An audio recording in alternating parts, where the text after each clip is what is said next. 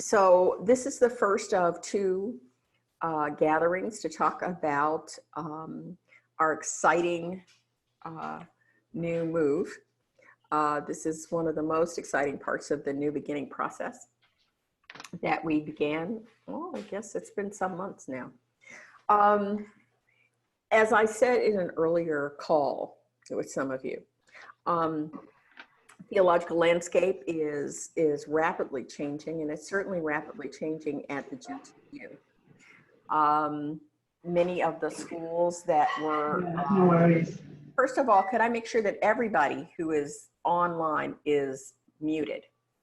Because otherwise we won't be able to hear. Great. As I said earlier, there is a huge change in the theological school landscape, and many of the schools like GTU, somebody's still talking. Somebody. I don't know how to mute that, but Xander, if you have the capacity to mute everybody, that would be great. So the Episcopal School is a wholly owned subsidiary right now of Trinity Wall Street in New York City. The Lutheran School has embedded in Pacific Lutheran University. And several other schools have undergone changes, including the San Francisco Theological School in San Anselmo, which has become part of University of the Redlands. Now, these are all mergers. And it occurred to us, not that we wanted to merge with a school, but we understood that the most vulnerable schools are standalone, independent theological institutions. And so it was very important that we consider what it would take for us to survive and thrive. And we really want to get away from this notion of talking about Starr King survival, because that is a pretty low bar to do the work of theological education as we hope to do it. So instead, we wanted to think about a way of strengthening the school for the next generation, positioning it in a way that would allow our ongoing mission and educating to counter oppression and to create just and sustainable communities and to create progressive religious leaders. We wanted to make sure that that would continue for future generations. And so we started looking around to see who might be of like mind. And we found that Mills College, which is in Oakland, California, our right next door neighbor, had a similar mission to Starr King, that its undergraduate schools and its graduate schools of education and business were doing the work that we wanted to do, and that we often did do in a different way than we were doing it, but in a way that was complementary. We also were attracted to the common thread that were the two schools, which is Aurelia Henry Reinhardt, the first woman moderator of the AUA, our predecessor, the American Unitarian Association, and the longest serving president of Mills College. She served on Starr King's board in part of her history. So it seemed like a good idea to sort of call up the new president of Mills, although she's been there longer than I've been at Starr King, and to explore with her whether or not there were some possibilities. It turns out that Mills College was also engaged in a strategic development of its 135-acre campus in East Oakland and looking for strategic partners. And we quickly discovered that our student bodies, our mission statements, the kind of courses that we taught were remarkably in alignment. And that began our conversations. At the same time that was going on, we had asked a real estate broker to take a look at the market and to look at the school and its possibility for either lease or sale. It was not our desire to sell the property at first.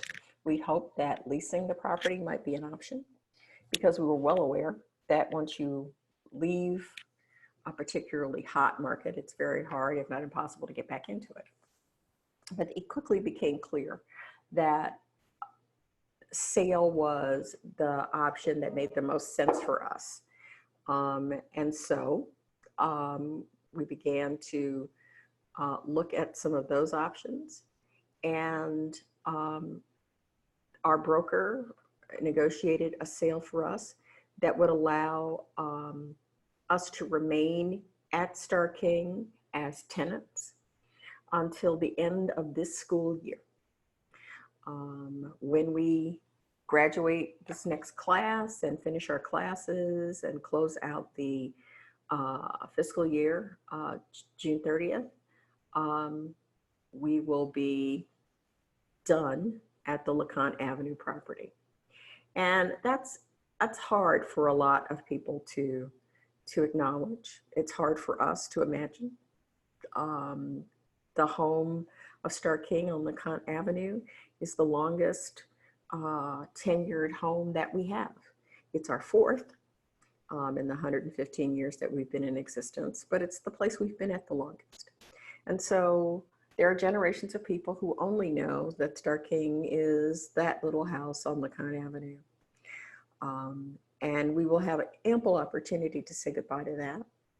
Actually, starting this week, we have graduates coming for a reunion dinner and a chance to say goodbye to the school, but there will be others. But what we've been concentrating on is conversations with the leadership at Mills about the partnerships that we envision for Starr King and Mills, because this is not a merger. This is a co-location opportunity for us, a chance to utilize space at Mills that is being underutilized, but that would serve us very well. And an opportunity, I think, for all of us to reimagine the next phase of Starr King's life in this beautiful campus that provides a wealth of opportunities for work for our graduates and leisure for our graduates with this wonderful gym that they have, and a whole host of things that a small campus like Starr King doesn't have. So that is an overview of the process. It's a pretty compact one, but we're pretty excited about what might be possible. As I mentioned, we're one of several strategic partners that Mills has been in conversation with. They envision having not only Starr King there, but partnerships in the healthcare industry, in technology, and in several other. And they envision an increased relationship with the city of Oakland and with the neighborhood which surrounds Mills College. I live near Mills, so I am well aware of the opportunities and challenges of being in East Oakland, but it's exciting. And I think that if there were any group of people who would be ready to take advantage of an opportunity like co-locating at Mills, it would be Starr King. So that's my brief summary. I'm going to stop talking because I imagine that there are several questions that people have. And I hope that, I'm trying to get my screen bigger so I can see more of you. It's my hope that you will ask as many questions as you like. I cannot promise that I will have the answer to every question that you ask. Some things we just don't know. And some things we aren't able to talk about yet because we are still in negotiation with Mills about a final space and things like that. But I did want to give everyone who wanted to talk a chance to hear what we're up to and for you to talk about any of your longings, concerns, desires about this new chapter in our lives. So with that, it'd be nice if I could see everybody. And I don't know why I can't. This is kind of mysterious to me. I can see people sort of in this long stream. But Xander, would you mind doing the managing of who wants to talk so that I can answer questions? Because right now all I can see is me. So Lynn said, can you say more about the relationship with Mills College's chaplain and what opportunities there might be to use the chapel at Mills? Well, that's another thing we're in conversation with about the Mills Chapel and their religious life is out of this the Office of Student Life, and their chaplain is Dara Olent, who is a Starr King graduate. We've only been able to have one conversation because while we were closing this up, the new year was approaching. And she is thrilled and excited about having Starr King co-located on campus. We have yet to talk about the ways in which we will have access to the chapel at Mills, but I can tell you that Dara is really looking forward to the possibility of having us on campus. I don't think we would have any trouble using the chapel there. It is not in our purview. We don't control that. At the same time, if we have a Starr King graduate who is leading the chapel, I find it difficult to believe that we wouldn't come to some kind of an agreement. And one of the other things that is exciting to Dara is that Dara is in full fellowship with the UUA and would love to figure out a way to use the Mills Chapel as an internship site for people who have an interest, for example, in campus ministry. One of the challenges to that is finding the money because Mills doesn't budget for that kind of thing. So we haven't begun those conversations yet, but it occurs to me that we might be able to come up with some kind of partnership or some kind of work with a donor who would help us create a more stable, rotating internship at the Mills Chapel for a UU student at Starr King. So that is under discussion because there is a need for campus ministry. It is an, I think, underrepresented opportunity within Unitarian Universalism to talk about our progressive faith and to talk about the multi-faith layers that Starr King is very proud of having within its walls. And it is a multi-faith opportunity that exists as well at Mills. One of the things that both Dara and Beth, the president of Mills, has made clear to me that even though this, the age bracket that encompasses college is supposed to be folks who are not interested in organized religion, they are very interested in spirituality. The Mills Chapel gets a lot of use, and I believe that there's an opportunity for Starr King to play a role in supporting that. So that's one of the things we're actually most excited about. Matthew, I hear your voice. I see you're working on it. So could you tell me the next person, please? Perfect. So Eric Schumann said, I'd like to know if the move to Mills will improve the crisis and housing opportunities for students in terms of affordability of the Bay Area. Hi, Eric. That's our hope. One of the other attractive ideas about going to Mills is that Mills has traditional dormitory space available for students. And in fact, it is an underutilized part of their campus and part of the reason that they are looking for strategic partners. One of the things we would have to be able to determine, however, is how many people would be willing to commit to living on campus. Now that everybody is back, we're going to be looking on campus to see what kinds of space is available for the coming year, 2021, and try to get a sense from our students about their willingness to live on the Mills campus. There are rooms there. They are not for everyone.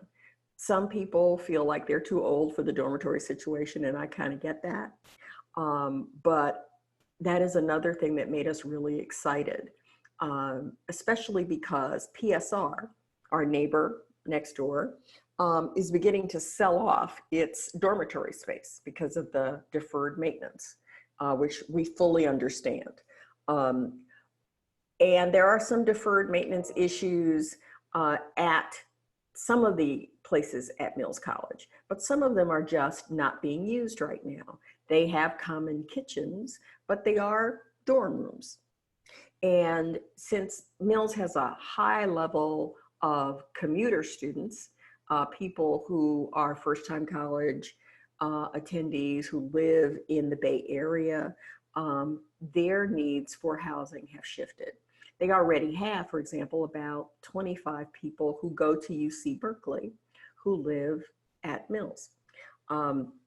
So we think that this is going to help to ease the housing situation for at least a portion of our students.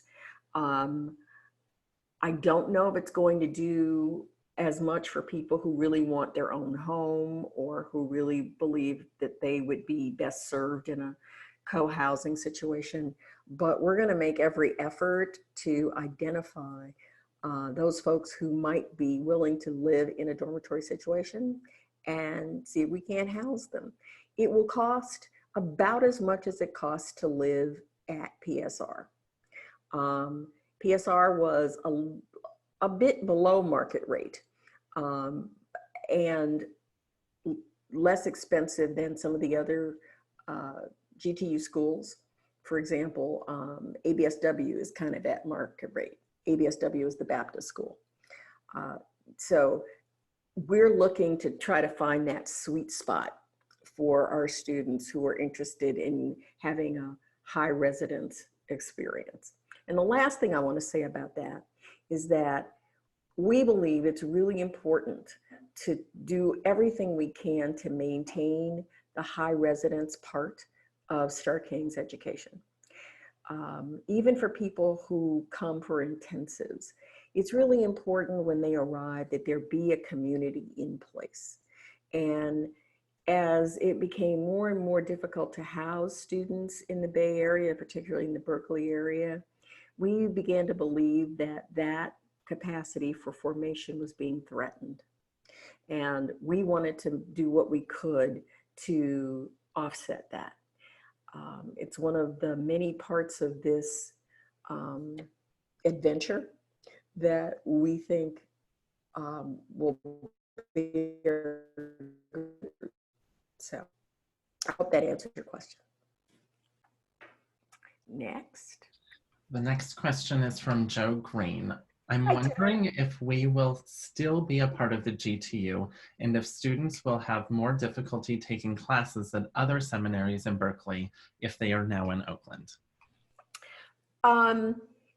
The board is actually looking at the options for our continued participation in the life of the GTU. At this moment, we are still part of the GTU. Nothing has changed about people being able to cross-register. Nothing has changed about the library or UC Berkeley access. At the same time, we have to acknowledge how expensive it is for us to be a full member of the GTU. a perfect example. The denomination, the Unitarian Universalist Association, through the panel on theological education, gives Starr King and Meadville Lombard roughly $200,000 a year in denominational support. That may not sound like much in a $3 million budget, but it is a lot more than many other denominations give their schools. So that's important to us. But that money is less than the amount it costs us to belong to the GTU. It costs us about $280,000 every year to have access to the library, to have the capacity to cross-register. So that's what the board is looking at now. Do we have options? What do we need to make sure is available for our students? How might we look at cross-registration in a different way? How might we look at different kinds of partnerships that would help get us different kinds of library access? And we also need to pay very close attention to what we know about cross-registration and where our students cross-register. There are some data about that, but we want to be a little more granular about that as we continue our analysis of that. So we're still in conversation among ourselves about what that will mean. But for now, and for the foreseeable future, we are still going to be part of the GTU. We are still going to be using the library. We are still going to be cross-registering our students.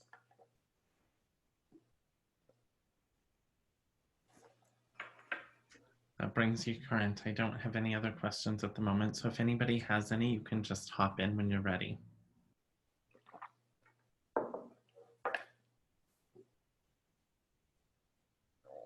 If there are not any questions, I'd love to hear from people about what they hope for. What might be on your mind that would be exciting about this move? Because we're excited about its capacity to partner with someone who has the same kind of commitment to just and sustainable communities, the same kind of commitment to counter oppression, the same variety, actually a deeper and broader variety of students than Starr King has right now. And we're excited about what we might be able to do together, but I'm interested in what you might be excited about. And Rosemary, we do have a question from Wayne. Okay, Yeah. Hi Wayne. I can throw in my excitement too. Hi. Cool. I don't think you see everybody because we all don't want to be seen. I just want to say I just was thrilled to hear about the possibility that this relationship with Mills could be renewed, and I have just a personal affectionate memory of conversations with them from the time that we were raising money for the Reinhardt professorship. And we're cooperative and excited and happy to talk about Aurelia Henry Reinhardt and lend their support, and there were connections that were built in. I'm sure that the people are long gone, but and as you know, there's plenty of UU alumni associated with Mills. So Sure. Co-residency and use of that property in these ways, and what you're addressing, the possibilities for Mills connections in the communities, for other ways in which that campus could be used and could draw perhaps different kind of student to Starr King is exciting. And you know, and I'm excited about, if you're committed to retaining your residential dimension, which clearly you are, an opportunity that affords that ability to continue it is also great to hear about from the distance that I'm at. The question that I had was about whether the board has made any decisions or indicated any priorities or has identified expressed needs that proceeds from the sale of the property might go towards at this point, or is that a conversation further down the pike? That is a conversation further down the pike. We didn't want to try to do too many things at one time.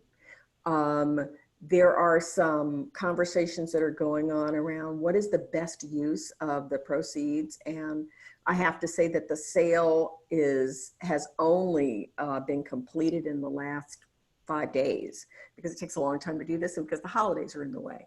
So the board has already has a subgroup that's working on that, and will do a report to the board at its meeting. The board has been having electronic meetings every few weeks in a variety of configurations, depending on what we're working on.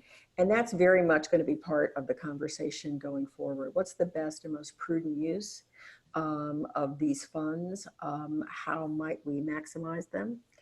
And making sure that we don't take the money and are too experimental in our use of it. We want to proceed as thoughtfully as we can along all these different lines. So the answer is we haven't decided yet, but they're working on it. Okay, thank you. I have to leave at the top of the hour, so I'm glad to get in my question and appreciate the chance to be able to chime in like this and have these conversations. Thanks. Oh, thank you. And I'm really glad to hear that there were previous happy conversations with Mills, many of whom those people probably are gone. But it has, I have to say, been a pleasure to be in conversation with the people at Mills. They are so committed to the ideals that we share as Unitarian Universalists. It's not hard at all to understand the sort of DNA that brings our two schools in alignment. And they were just thrilled beyond belief. The provost, in a conversation with me, said, I didn't know there were any other schools like Mills out there. And I said to her, well, to be honest, I didn't know there were any other colleges like Starr King out there. And because they have an educational partnership with some other schools, some private schools that are junior high schools, pre-Ks, and they have graduate schools of business and education. They basically have educational opportunities available at that school from nursery school through graduate school. And that is, in fact, one of their visions. And they look at us as a wonderful partner, which is a wonderful way to feel as we begin. Great to hear. Thanks. Thanks. So we had a comment from Betty Jean who said, I'm energized by the possibility to collaborate on UU and multi-religious campus ministry. Thank you. Great. Yes, Betty Jean, we are too. There are so many rich inferences that we've already gotten just from the very preliminary conversations we've had on that score. So I'm looking forward to finding out just what we might be able to do and how quickly we might be able to do it. I just want to interject and say that one of the things that they are looking to do at Mills is to find a healthcare partner who will co-locate on their campus. And I think that that provides a lot of opportunity, including the possibility for an in-house CPE unit. Because if we needed to, we might be able to hire a supervisor, a CPE supervisor who would help us create a program. And the possibilities look amazing to us when we think about it. So this is just the beginning, we think. Perfect. Then Eric asked, how much do you expect or hope to net from the sale of the LeConte property? Not as much as we wanted, but more than we have right now.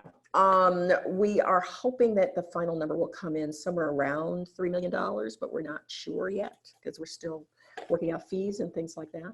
One of the things that made it difficult to realize as much money as we wanted was the fact that we're located in Berkeley. And though that may sound like a wonderful opportunity for someone who owns property, understanding how difficult it is to build and or develop property in Berkeley makes it a challenge for any entity that wants to do that, particularly on Holy Hill, which even though It has a lot of seminaries and seminary properties, also has a great number of private citizens who have a bucolic ideal in their minds that doesn't necessarily include things like developing. And our neighbor at PSR has had an enormous amount of conflict with those neighbors in the previous 2 iterations of plans that they'd made for developing their property. Neither one of those plans had been successful. And part of it is the unwillingness of the Berkeley City Council to be willing to alter or cooperate on zoning issues. And part of it is neighbors who don't want anything built in their backyard. So, does that answer your question?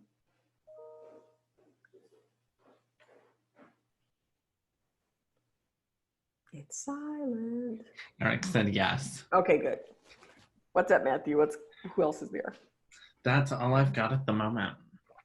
Okay. So I want to go back to the possibilities that people might see. Anything that they want to share about? Hi, Rosemary, it's Sherry. Hi, Sherry, how you doing? So, having to keep my video off because the internet at church here is not so good today, but Yeah, I'm having the same problem. I was worried. I think I needed to keep mine smaller too. So please yeah. go ahead. But I'm super excited about this partnership, as you know, and I was just a little curious what the vision is around like office space. Will staff have offices there? Will administration? Will faculty? How? Or is it really just classroom space and everybody will be working from home? There is going to be, what we're hoping right now is to identify on campus a place that will be Starr King's administrative space. We want to try to be as prudent as possible, but we also want there to be a there. And so we're looking at a couple of places right now. And we are attempting to get some office space. Classrooms will be allocated through the registrar so that we'll have a classroom space for classes as needed. Some of those classroom spaces are smart classrooms, so we'll be able to do different kinds of work with our distance students. We're hoping that we have upgrades that are a little bit better than Zoom, but that might not happen right away. We won't have, I do not believe at this point, we will have a building that's just our own, unless we can come up with some plans that haven't yet materialized. And as I said, we're at the beginning of that process. But we don't want to get lost in the 135 acres of the Mills campus. For those of you who have not seen the Mills campus, I urge you to go to their website and take their virtual tour so you can get a chance to see how big it is, how green it is. But what we think is that we're going to have some version of the way things work now with administrative offices, some faculty space, some private space for conferences with students. We don't yet know how much of that we're going to have, but we're hoping to create a community within the Mills community. So. Thank you. You're welcome. Lynn said, at a previous open meeting, we heard from students and staff about a wish list for the new site. This included outdoor space, a community kitchen, sacred space, opportunities for community and justice partnerships that centers the needs and leadership of the most impacted, and a whole lot of things that sounded fantastic. And it seems like a lot of things really are possible, and that's exciting. That's true. We were really excited about the capacity for green space. We're well aware that there was lots of open space, a pool and athletic facilities that we might have access to. They have a farm. I know that Mills had a farm. They have a farmer's market where they sell that produce. And part of one of the reasons that this is exciting is because that's one of the ways in which they want to work with community members, because one of the challenges in East Oakland is that it is a food desert in many ways. So there are just so many things that we might be able to do in partnership with this community. And we really listened as you all made that wish list about things that you wanted. And we think that we have the capacity to deliver on almost all of them. Not every one, but a huge portion of them.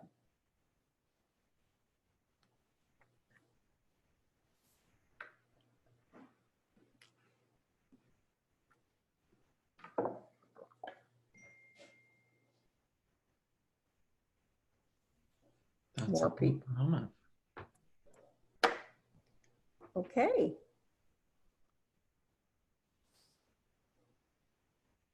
Well,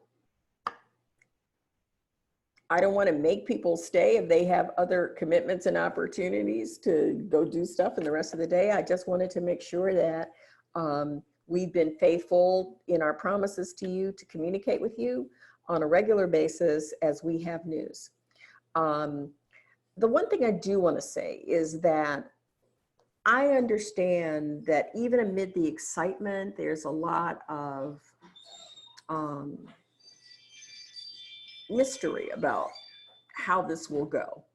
And over the break, one of the books that I was looking through and reading and that really became sort of absorbing for me is a book by Susan Beaumont. Susan Beaumont is a large church and institution leader.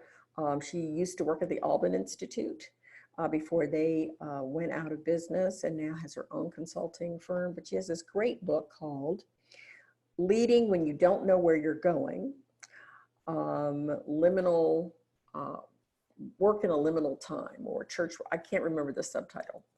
But what I found was really helpful as I was reading it is helping people understand the richness and possibility, even at a time of change and even disruption. So I'm going to continue to read this book, and I'm going to encourage all of you who are listening right now to pick it up and look at it yourselves. I think that all of us who have a role to play at Starr King, whether it's as leaders in the student body or leaders in your internship sites or at the communities in which you have responsibilities, could benefit from reading it. I know I'm benefiting from reading it. And think about whether or not it's a conversation you might be wanting to engage in on a monthly basis. You know, I'm kind of interested in the pastoral part of this big change that we're making. And I want to make sure that we might be able to make room for a conversation like that. Not every week or even every month, but I have been finding this a really wonderful companion as I do all these varying negotiations, and you might find it to be the same. So it's Susan Beaumont's book, Leading When You Don't Know Where You're Going. We actually know quite a bit about where we're going, but there's still a lot of things that are unsure. And I just want to encourage you to take a look at that book as well. And perhaps when we talk again, there may be some opportunity to reflect on that as well. Last call, everybody. Anything, Matthew? Nope, that's it. Thank you. Okay, thank you all so much. If you think of anything, we're doing this again at 5:30 Pacific time, 8:30 East Coast time. So sign back in, and if you have some questions, please feel free to ask them. Thanks so much. Have a great day, everybody.